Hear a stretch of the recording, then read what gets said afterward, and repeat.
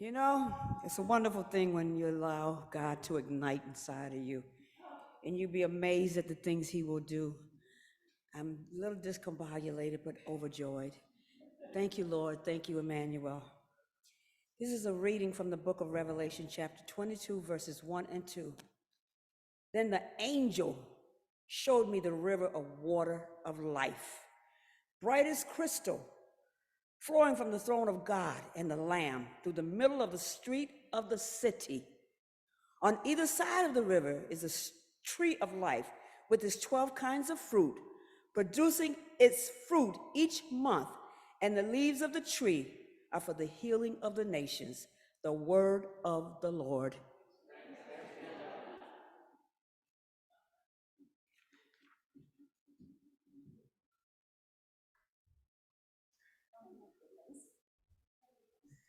I'm not emotional or affectionate at all. In your bulletin is listed a reading from the book of John. And the Gospel according to John does document wonderfully a woman encountering Jesus at the well, and Jesus offering this woman, a Samaritan outside of his community, water, living water. After hearing Eloy speak yesterday, I decided, yes, that scripture is applicable, and I'm going to read a different one. I'm claiming Baptist freedom here entirely. So, based on what Eloy is about to say, I will be reading 1 Corinthians 13, verses 1 through 3, from a different translation than we're used to hearing. It's a Latin American translation. Once I speak all the languages of men and angels. If I lack love, I would be like a bronze that resonates like a bell that burns. Once you had the gift of prophecy and discovered all the mysteries, the highest knowledge, until you had enough faith to move mountains. If I lack love, I am nothing. Although I shared everything I possess and even sacrificed my body, but to receive praise and without having love, it is of no use to me. The word of the Lord.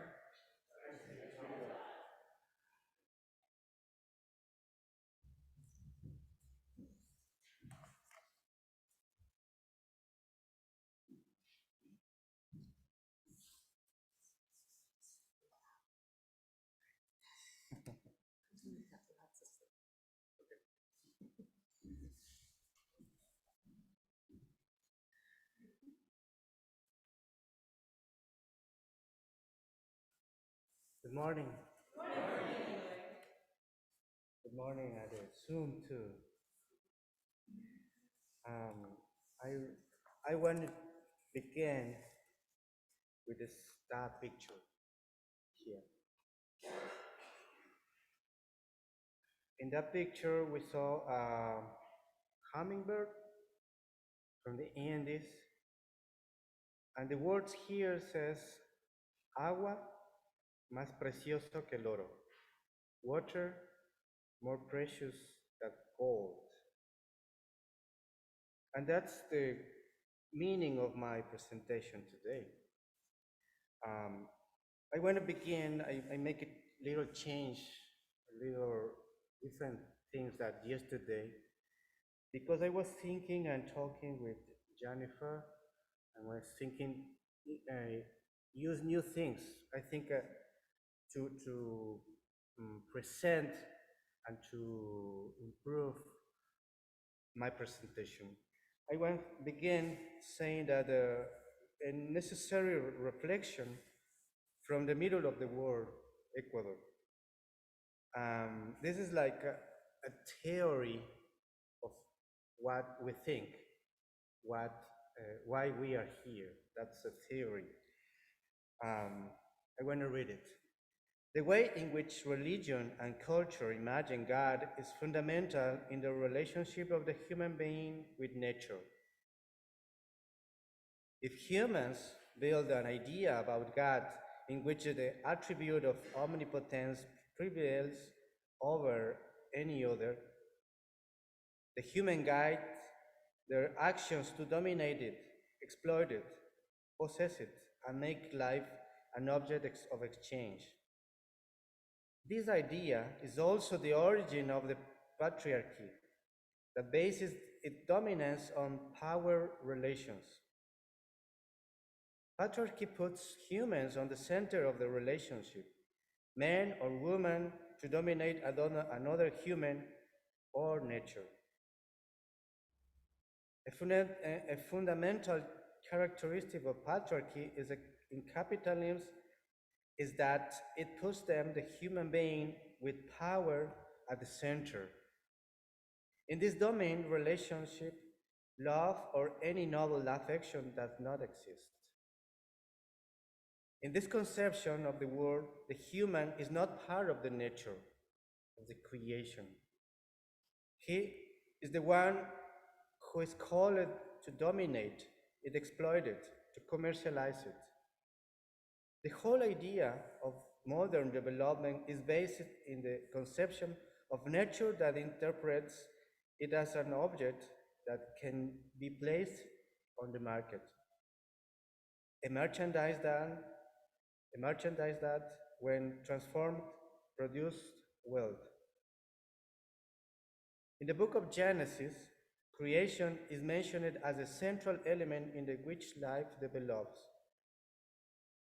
Among the indigenous and Afro-descendant peoples of Latin America and the Caribbean, nature is the mother, La Pachamama. And those of us who inhabit it, animals, plants, spiritual and human, are her sons and daughters. That is, we are a whole with what surrounds us. They have a theology similar to the biblical mandate, a theology that loves people with the same force that it loves creation. They are the close to the content of creation as a biblical concept. This closeness between this ancestral idea and Christianity, which defends creation as a divine mandate, make us walk in the same direction. From the communities in the Amazon, we learn that it's an offense to God that humans build laws, norms, regulations to allow the existence of corporations that destroy and pollute, and that at the same time we criminalize those who defend life. That's my first part. That's the theory that I want to talk about before my presentation about a special woman that I knew a few years ago. And I want to connect with the reading about the gospel that Jennifer does, about the Corinthians. This is a Latin American reading of love and Paul's first letter to Corinthians. In the second part, I want to start by talking about an aspiring woman. She lives in the Andes. She belongs to the Canary people. Although she liked to learn, she did not finish elementary school. There was no school in the communities because there's an Indian community and the state don't build schools in the communities. When she was a teenager, a mining company from Canada arrived in her territory.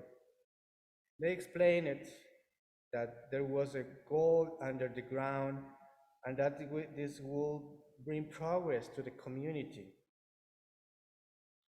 Hoping to live better, she went to work cooking for the miners and also extracting much material from the mine. One day, the worker who said he loved her abused her. Over time, the community decided to remove the company because the water stopped running. The plants died and the animals didn't know gain weight. She, along with other women, led the defense of the territory. For several years, they persecuted transnational that finally left the territory by order of a judge and by the social organization that threw them out. I, I tell the story before to tell who is she, because for the communities, the land, it's very important. It's the mom, it's the mother, okay? Uh, that's, they say, Pachamama.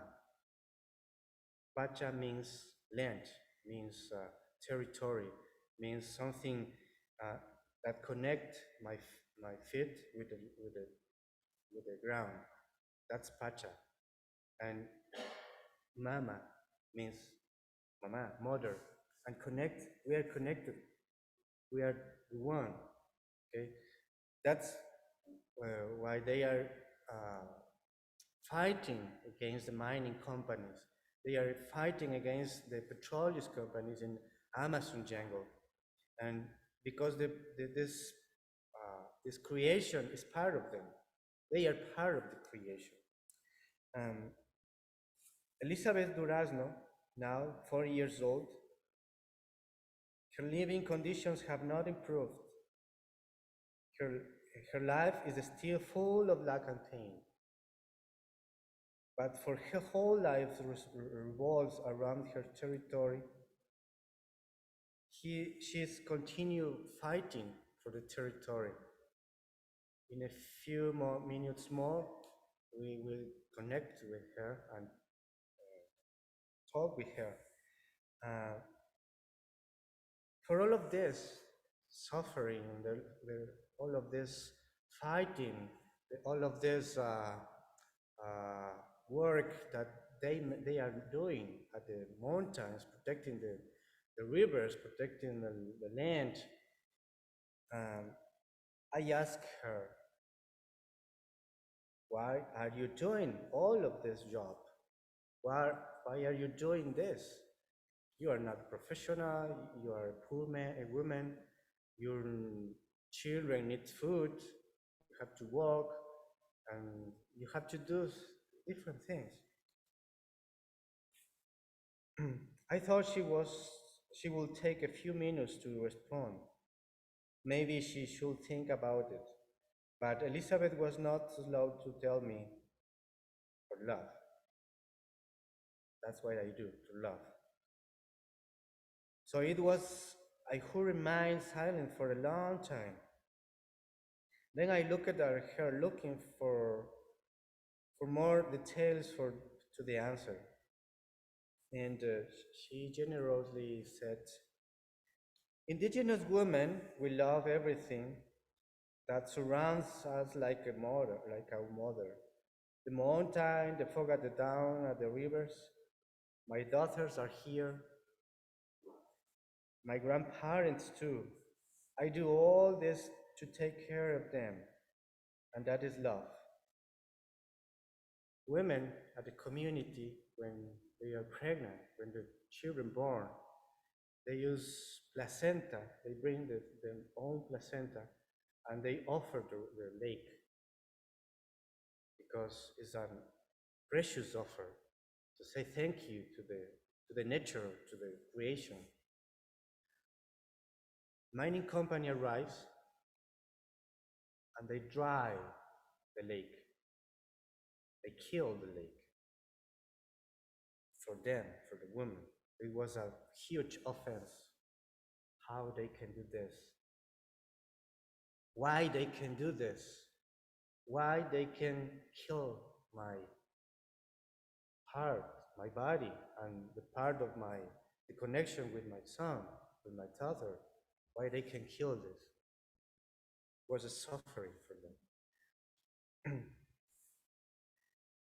So I figured out that there are two ways of understanding love as Paul puts in the letter of Corinthians.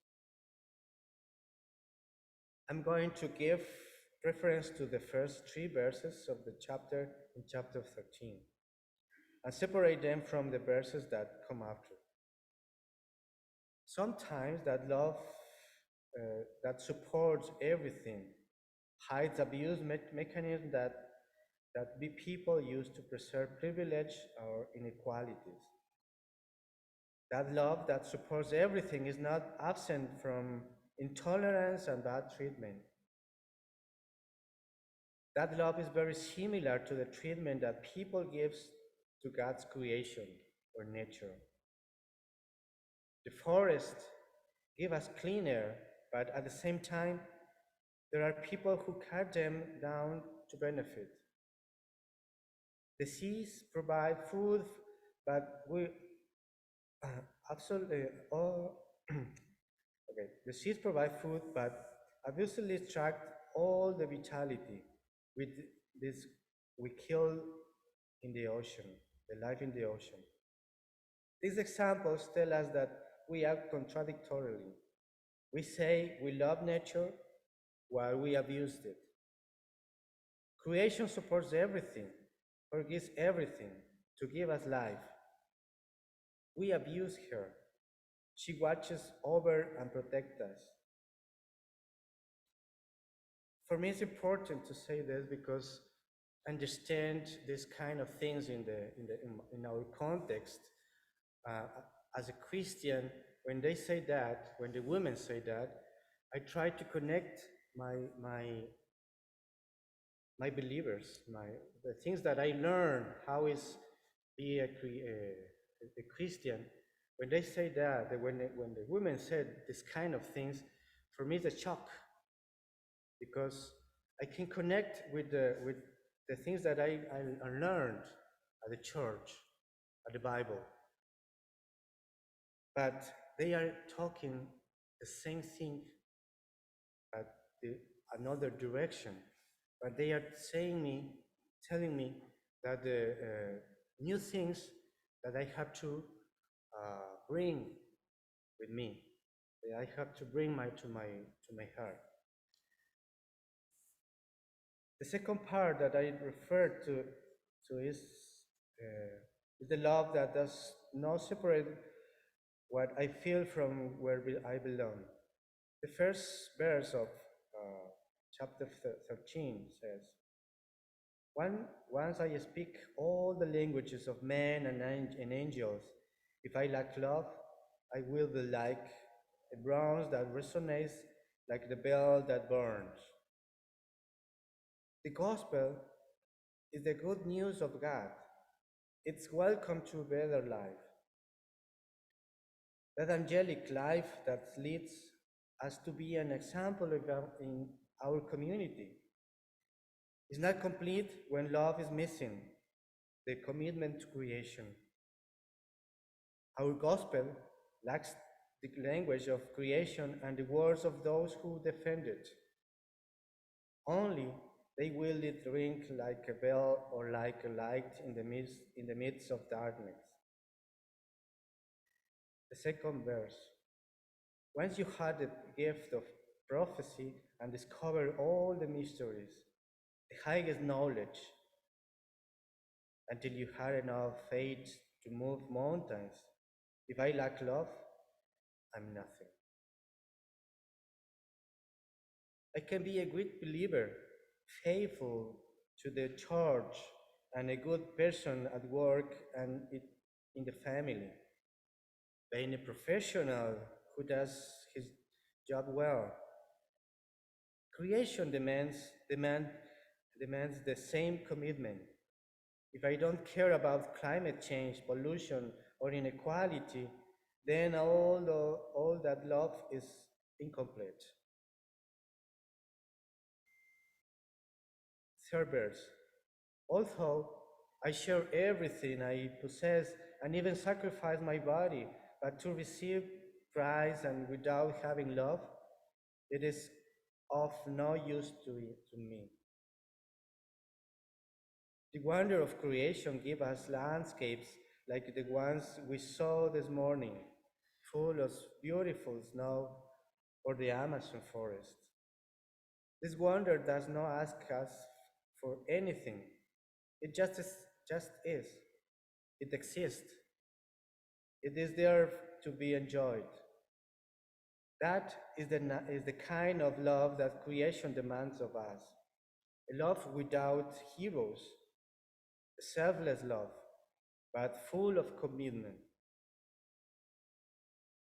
This is the type of love that Elizabeth Durazno and thousands of women, other women, deliver every day in our continent. Indigenous, white, black, different kind of women are fighting and they are defending the nature, the creation. They are defending creation for us. They are Christians. They are not saying, I'm a Jesus' daughter or Jesus' son. They are defending creation. When they are defending creation, they are my brothers and sisters. Because they are doing something that I'm not doing. I have to bring in my gospel this kind of love. I want to say that, like Elizabeth, there is another woman that I admire. I met her recently. When I saw her the first time in the airport, I don't think that she was capable to do the things that I saw that she can do it. I bring her to the jungle, Amazon jungle, with piranhas, crocodiles, forests, rain, mud, mosquitoes, a lot of things. But she walked for hours. She walked. She crossed the rivers. She climbed the trees. She was full, complete at the final. She showed a great commitment and above all a deep love for others. I want to end by saying that I admire you very much, Jennifer Lessard. Your church is privileged to have you as a pastor. Thank you.